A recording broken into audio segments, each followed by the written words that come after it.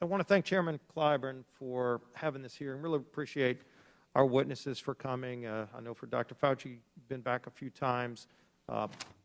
When you look at some of the conversations we've had, I know when I listen to constituents of mine, they want to follow the science and get back to their lives as best as they can.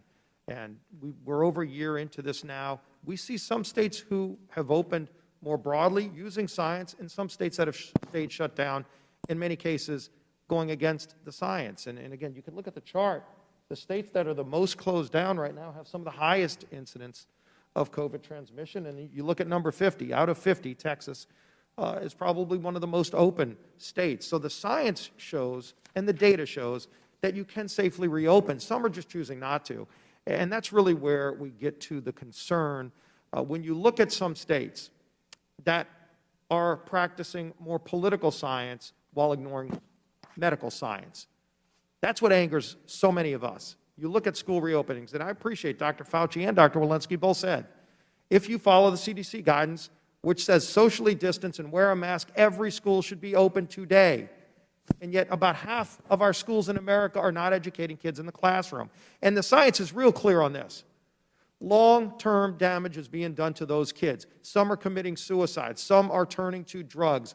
Some have lost a generational ability to have the same opportunity as anyone else. This is a national disgrace. 10 years from now, people are going to look back and go, how did America let that happen to a generation of kids where for over a year they did not learn the same way as everybody else in America learned? When you watch a teachers union head send his kids to private school while telling the teachers in the public school system that they shouldn't teach kids in the classroom. You want to talk about racial disparity in this country? This is a national disgrace that's occurring before our very eyes. And instead of waiting 10 years and looking back on, how did we lose a generation of millions of young kids? Let's do something about it now. Every one of us should be able to stand up, Mr. Chairman, Republican and Democrat. Say whatever you think of unions, whatever you think of school choice. If your school system doesn't want to educate your kids in the classroom and the science says do it, absolutely do it. If you want to take their money and not educate their kids, shouldn't you be able to take that money somewhere else where they're willing to educate your kid? Because your kid's going to lose his opportunity at life if this goes on. So much damage has already been done. We've got to undo the damage. And the science, the medical science, backs it up. The American Academy of Pediatrics, CDC. You don't need to look far. You don't need to reinvent the wheel because it's out there. What you can do to open schools today. You don't need billions more dollars. We've spent billions of dollars to reopen schools. The bill that was passed, the $1.9 trillion massive spending bill, over 90% of which had nothing to do with COVID medicine, the money going to schools wasn't even dedicated to opening schools. And so people would beg the question, what's the money for then? Because I want my kid back in school. It's denying that kid opportunity. They're committing suicide. We ought to be concerned about those numbers. Then let's turn to the border.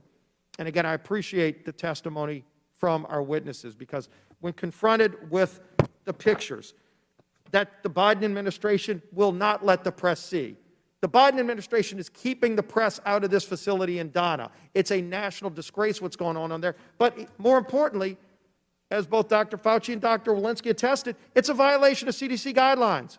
When you got a facility designed for 250 people with over 4,000 crammed in it, kids on top of kids. That's a violation of every CDC protocol out there.